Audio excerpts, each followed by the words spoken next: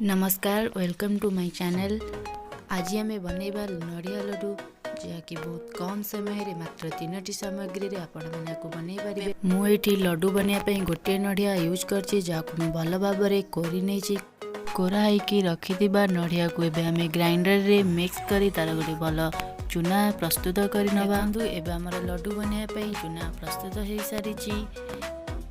गोटे packet milk सहित मुझे गोटे पैकेट अमूल पाउडर व्यवहार करी जहाँकि आमर क्षीर को बहलिया करियारे भल साहाय्य करिबो।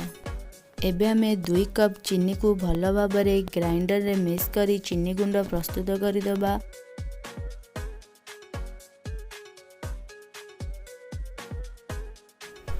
प्रथमे कढ़ाई रे क्षीर पकई 2 ରୁ 3 मिनट पर्यंत फुटिबा को छाड़ी दे।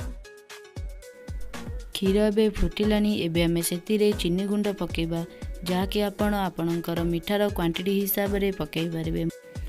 एबे सेतिरे गोटे पैकेट अमूल पाउडर पकईकी ताको भल भाव में गोलई दियन 2 ରୁ 3 मिनट पर्यंत गोलई सारिबा परे एबे आमे रखिदिबा नड़िया चूना को क्षीर रे आस्ते आस्ते करी पकई ताको धीरे धीरे भाव में गोलैउथिबा। गोलई सारी ताको आमे किछि समय पर्यंत फुटिबा को छाड़ी दबा।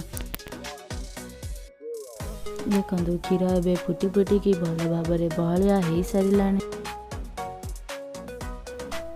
एबे हमर लड्डू बनवाई बिल्कुल रेडी हो सारानी। चलो एबे आमे लड्डू बनैबा। आपको बेसी जोर से करें हल्का हल्का भाव में करेंगे कहीं बहुत ही सॉफ्ट होता है। बेसी जोर से कले भांगी जाई पारे। देखो केते कम समय रे मात्र 3टी सामग्री हमर नड़िया लड्डू प्रस्तुत हो गला। केते सुंदर देखा आपण मैंने घरे ट्राए करि पारिबे। नमस्कार, please subscribe my channel. Thank you so much.